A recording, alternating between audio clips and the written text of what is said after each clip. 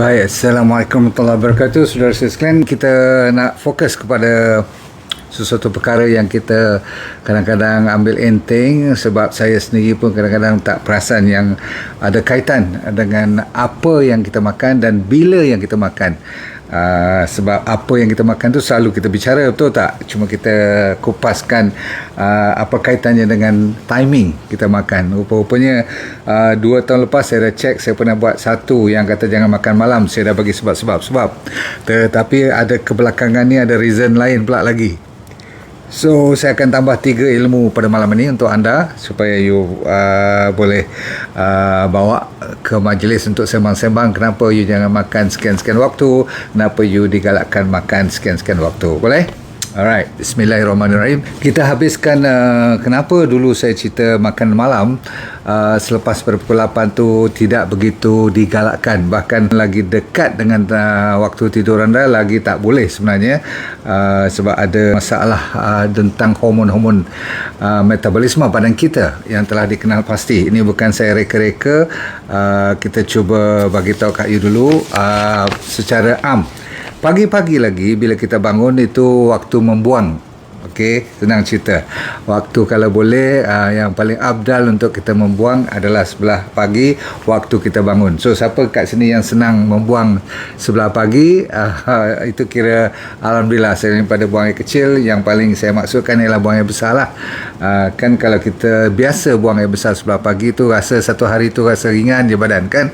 Dan kalau tak boleh sampai tengah hari dah nak setengah tu makan, dah lah makan pagi, makan tengah hari lagi, lepas tu real lunch lagi, mana tak berat kan, di badan rasa lain macam je bila datang pukul 2-3 petang. Lepas tu lebih kurang jam 8 atau 7 hingga 8 tu waktu duha tu sebenarnya waktu itu stomach kita aktif. Jadi asid kita pada masa itu sebenarnya tengah aktif. Jadi setengah orang mungkin dia kata breakfast is the most important. Dia tak tahu kenapa dia kata macam tu, tapi mungkin inilah sebabnya. Apabila aktif stomach tu kan, harus kita lapik sedikit perut. Maksudnya kalau ada breakfast tu bagus. Tapi ini sebagai mukadimah, nanti dengar dulu, okey? Nanti kalau kata macam tu pula, setiap pagi kan kita makan nasi lemak, roti canai semua, adakah itu bersesuaian? Ataupun cuma ambil kopi atau tea atau buah-buahan atau macam mana? Lepas pada pukul 8 tu sampai pukul 12 cukup dulu untuk kita makan kalau dah breakfast tadi.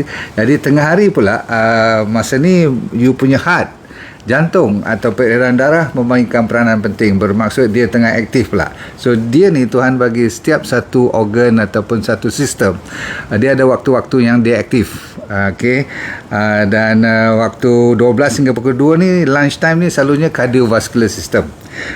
Dan sebab tu kadang-kadang kalau kita betul-betul lapar, masa tu dia lapar betul dan sampai ketar-ketar tangan kan. Dan kadang-kadang digalakkan kita tidur, have a nap, yang kita sebut sebelum sebelum zuhur atau selepas zuhur tu kan. Ada kaitan dengan sains sebenarnya. Okey, boleh dan digalakkan kita mengambil nap, tidur sebentar, power sleep tu.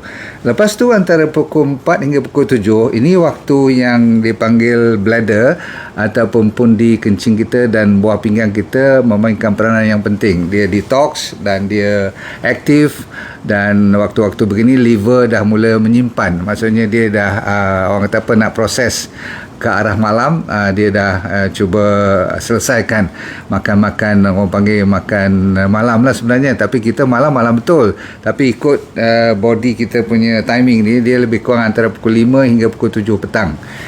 Chinese dia tak tahu mana secret dia dapat kan, dia orang selalu makan antara pukul 5 hingga pukul 7 ni.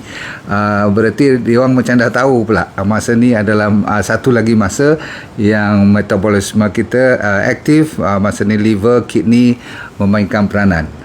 Tetapi lepas pada 7-8 malam, bila dah sunset, matahari dah tak ada, satu lagi hormon nama melatonin, you selalu dengarkan. Ini orang kata hormon untuk tidur, tapi sebenarnya tak, dia juga hormon untuk mengaktifkan penyimpanan seterusnya. Maksudnya kalau you bayangkan restoran tu, masa dia dah angkat kerusi, masa dia dah cuci-cuci floor, dia dah tak mau apa-apa lagi dah.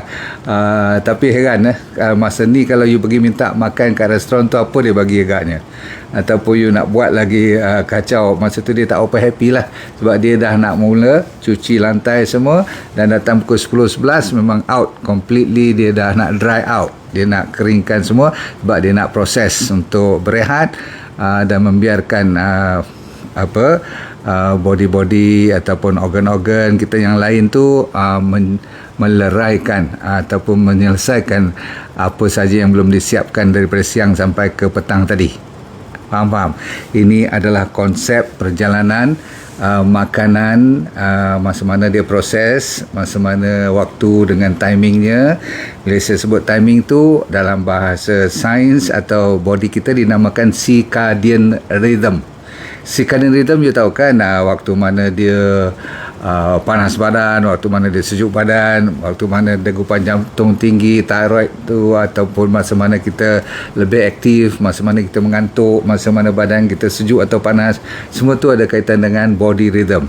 Dia ada sangkut paut dengan matahari, dia ada sangkut paut dengan bulan. Berarti antara siang dan malam. Ni nampak tak Tuhan punya magic show tu, dia punya simfoni tu. Kalau kita berlawan, waktu kita tidur kita berjaga. Contoh kalau you kerja malam, siapa kerja malam kat sini? Cepat. Maksudnya kena shift lah. Orang tidur belah malam, you kena kerja pukul 9 baru masuk, pukul 7 pagi besok baru clear, boleh balik rumah. Kan ada shift kat hospital, airport, inilah jaga-jaga guard kan. Kalau you jadi pilot, jadi nurse, jadi stewardess. Jadi kita faham kalau you punya body clock tu dah bertukar. Itu yang kadang-kadang pernah saya dapat beberapa pesakit yang ada masalah tidur. Satu masalah daripada tidur tu tak ikut rhythm yang betul, dia mendapat banyak masalah-masalah berpenyakit lah kan. Okey, baik. Jadi yang saya masukkan antara hormon-hormon yang bila siang dia aktif, seperti insulin, seperti growth hormone, seperti glucagon. You tak payah ingat nama-nama ni, tetapi yang saya masukkan, kalau insulin you pernah dengar, masa ni dia senang proses, dia senang bawa masuk gula-gula you semua, dia aktif dan dia memang kerja dia.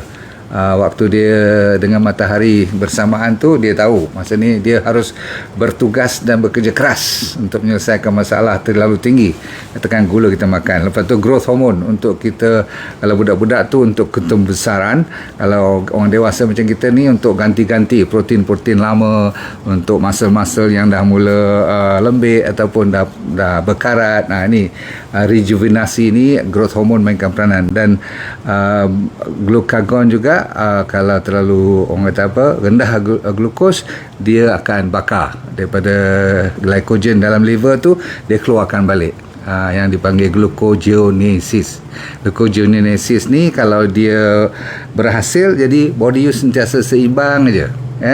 Kalau tinggi insulin jaga, kalau rendah glucagon jaga dalam badan kita. Jadi bila kita makan lebih belah malam contohnya, sepatutnya kita makan belah siang, maka malam tu hormon yang saya kata insulin, growth hormone, glucagon ni, dia tidak begitu aktif. Kalau dia tidak begitu aktif, itu yang dia orang kata simpan tu.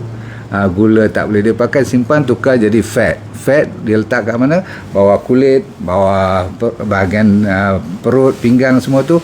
Itu yang kalau siapa makan malam tu tak sihat. Satu, nombor dua, memang akan increase you punya body weight. Maksudnya apa? You punya berat badan akan meningkat. Betul? Sebab tu tak digalakkan langsung makan banyak belah malam, ataupun lepas pukul 8 tu seharusnya tidak ada makanan lagi. Minum ataupun sikit-sikit, no problem. Bila saya kata circadian rhythm tadi tu, body clock kita tu, kita memang Tuhan jadikan ada kaitan dengan matahari dan bulan kan, saya katakan. Dan ada satu lagi ada kaitan. Body clock ni juga ada satu lagi makhluk yang ikut, bukan kita dan sel-sel kita saja manusia, tetapi kita kan berkawan dengan apa dia yang lebih banyak sel, yang lebih banyak dia punya jumlah, ialah bakteria. Mikrob ataupun bakteria dalam badan kita kan bertrilion-trilion, banyak dia punya tu jumlahnya. Dia pun walaupun dia duduk dalam kegelapan, di dalam usus kita, tempat-tempat dia menyorok kat big intestine semua tu, tetapi dia kenal Dia tahu Tuhan bagi kat dia ada rhythm dia sendiri. Rhythm dia pun ikut siang dan malam. Jadi waktu siang kan bakteria memainkan peranan banyak untuk mengeluarkan vitamin, untuk menghisapkan mineral dan orang kata trace mineral semua ni, dan dia membuat hormon-hormon serotonin kan, berbagai cara lah, dan dia mempengaruhi otak kita, mood kita, happy tak happy semua tu microbe bakteria ni. Jadi kalau kita makan salah waktu, dia tunggu belah pagi katakan, you bagi belah malam, macam mana tu kan. Jadi kelang kabut lah. Jadi ini sebabnya makan kena tepat waktu. Di hujung nanti saya akan cerita sebagai sampel yang mana you boleh ikut, ya. Tak semestinya you ikut semua, sebab lain manusia, lain dia punya keserasiannya. Namun bakteria tu kenal bahawa kita waktu siang adalah waktu kerja keras, waktu stres, waktu kita orang panggil fight and flight. Dia panggil sympathetic nervous system. Siang pun ada sistem. Malam dia panggil parasympathetic nervous system. Di waktu malam seharusnya kan Tuhan pun kata istirahat. Tapi dalam sains pun kata rest and digest punya timing. Lepas pada pukul 7 tu harus rest and digest. Tak perlu lagi kita fikir macam-macam nak buat kerja berat-berat. Faham tu? Jadi alhamdulillah kalau you faham tu, maka malam tu harus rest and digest. Bila rest and digest tu, bila saya kata malam, dia habis dalam pukul 7, 7.30, 8 paling lambat kalau dari segi makan. Rest kena teruslah. Sebab apa? Melatonin tengah tunggu. Ingat melatonin saya cerita tu? Alright. Ramai yang telah mendapat manfaat dari DND 369 Sacha Inchi Oil. Pastikan DND 369 Sacha Inchi Oil yang original hanya dari DND. Dapatkan daripada dropship sah DND. Ada dua lagi hormon. Satu namanya sirtuin, pun you tak payah ingat. Satu lagi nama mTOR, satu lagi nama AMPK. Saya pun tak tahu nak sebut nama-nama ni panjang sangat. Tetapi kita tahu ada lagi 3 hormon yang mainkan peranan. Kalau you salah timing, dia tak berapa efektif lagi dah badan you. Maka satu gejala pertama ialah penyakit seperti obesity, nombor 2 penyakit diabetes, nombor 3 penyakit kolesterol dan high blood pressure. Rupa-rupanya metabolic syndrome ada kaitan dengan cara dan timing you makan dan apa you makan. Baik. Sekarang saya nak bagi lebih penekanan kepada apa yang you dibenarkan makan dan bila. Okey, tengok, kita bagi sampel. Waktu pagi, kalau yang paling best, kalau ikut betul-betul, ialah air dan orang kata apa, garam. Saya dah cerita. Orang setengah tu ambil jus seperti celery ataupun air barley. Saya dah cerita juga. Tapi yang orang lupa ialah air kosong. Air kosong boleh. Water terapi kan selalu saya kata digalakkan. Tetapi siapa yang nak ambil kopi pun boleh. Kopi ataupun kopi, kalau nak yang royal coffee tu boleh belah pagi. Sebab apa? Asalkan tak ada gula pasir, fructose tu selamat, boleh. Okey, satu. Nombor 2, disebabkan nak datang pukul 8 tu, asid you akan berlebihan dalam perut you kena lapik sikit. Okey, dan selalunya lapik kali pertama pagi-pagi tu digalakkan buah-buahan. Jadi buah-buahan campuran berwarna-warni tu harus kita makan belah pagi supaya tak rasa lapar sangat dan asid tu tidak, orang kata apa, mencari-cari apa makanan yang dia nak harus hadamkan. Maklumlah asid kan, stomach kita aktif. So dah selesai, kalau pukul 10 you masih rasa sedikit tu, bak kata sesiapa pun yang belajar tentang diet ni, kalau lapar dan nak jaga berat badan, ambil kacang cukup. Okey, 1 genggam cukup, paling banyak. Okey dah. Pukul 12, kalau betul-betul you masih lapar ataupun you rasa nak makan, silakan. Apa dia panggil whole food plant based. Balik kepada DND diet jugalah, sayur-sayuran dan ulam-ulaman, no problem. Okey. Dan saya tak galakkan you ambil nasi lagi dah tengah hari ni. Sebab apa? Dia tengah hari tak perlu makan banyak. Kalau boleh, siapa yang boleh disiplin, tengah hari tu you lapik perut sikit je. Maksudnya minum lebih tak apa, air apa pun boleh, asalkan tidak ada gula, no problem. Tetapi makan jangan banyak. Sebab apa? Kita nak cuba makan belah petang nanti atau belah malam nanti. Maksudnya kita lebihkan dinner. So you nak buat omat one meal a day, rasa-rasa tak ramai orang boleh ikut kan. Saya pun kadang-kadang boleh ikut, kadang-kadang tak boleh ikut. Saya dah cuba tu, bolehlah tahan seminggu dulu. Lepas tu dia rasa macam lahap pula belah pagi. Tak syok lah kan. So lebih baik kita ambil belah pagi elok-elok, tengah hari kita lapik perut kalau nak. Okey, kalau tak, no problem. Salad dah cukup, kacang dah cukup. Lepas tu petang saya rasa you boleh minum teh, minum kopi, no problem. Kalau saya petang Royal Coffee tu sebab saya nak vitamin herbs. Oh, by the way, saya punya pagi-pagi tu breakfast tu campur dengan vitamin mineral semua lah kan. Kita punya sacha inci, kita punya Santera tu kita habiskan waktu pagi tadi. Okey, sampai petang kita siapkan makan seronok dengan family. Jadi saya buatkan sebelah petang ni, satu dari segi sains dah betul dah. Kita makan lebih belah petang, no problem. Maksudnya dinner tu biar betul-betul kenyang, no problem. Tak payah bilang kalori pun. Tetapi kena sayur dulu seperti biasa. Lepas tu you punya salad, samalah sayur salad. Lepas tu makan bahan-bahan yang berbentuk. Kalau nak karbohidrat yang bukan refined, maksudnya bukan nasi putih. Kalau nak ubi-ubi, no problem. Okey. Tapi kalau nak makan benda yang sedikit berdaging hari Sabtu Ahad tu, hari reward day tu, you boleh makan semua tu, daging-daging tu semua tu, termasuk ikan semua, telur ataupun daging yang organik tu. Tapi jangan makan dengan nasi, jangan makan dengan ubi, jangan makan dengan karbohidrat. Of course tak boleh benda-benda yang refine lah, seperti tepung, seperti donat, seperti inilah roti-roti putih semua tak boleh lah kan. Yang tu you faham-faham lah. Maksudnya jangan campur karbohidrat dengan daging. Kalau nak daging saja, kalau nak karbohidrat yang ada serat sahaja. Boleh buat macam tu.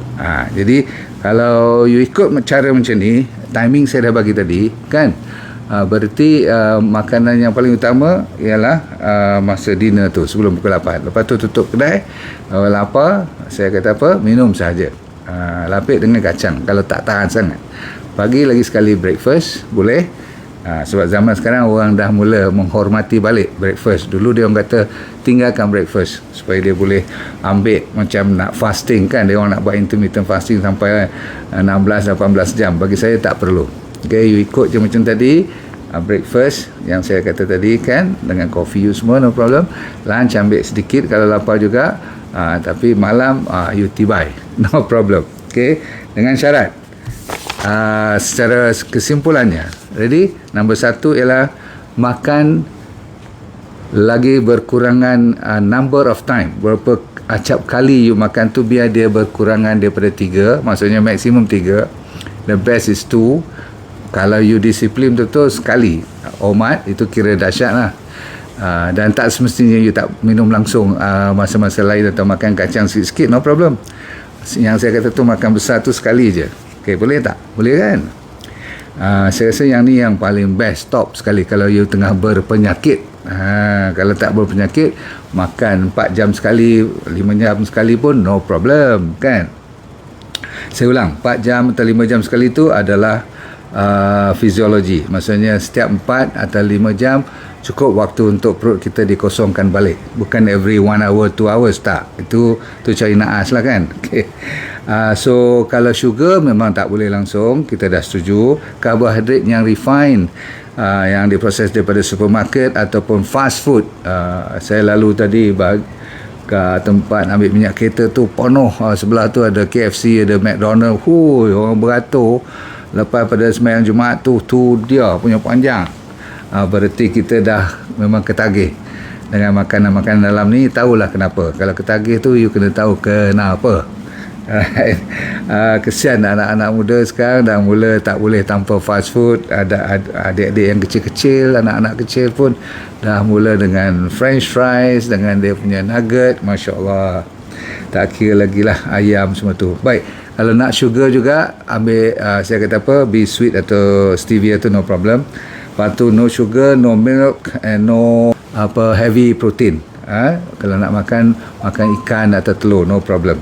Meat boleh, tapi meat yang organic, no problem. Tetapi bukan setiap hari. Alright, ni pun makan sebelah yang makan besar tu belah malam tu. Okay. Ada satu lagi di dalam meat ni, kenapa kita kena risau kan, selalunya dia ada nitrate. Sebab itulah saya akan boleh jadi kanser semua tu, sebab dia ada satu lagi bahan, terutama sekali ni lah bacon, red meat atau processed meat yang telah diproses tu, ada TMAO. Saya pun tak ingat apa maksudnya tu, tetapi dia terkenal menyebabkan masalah jantung.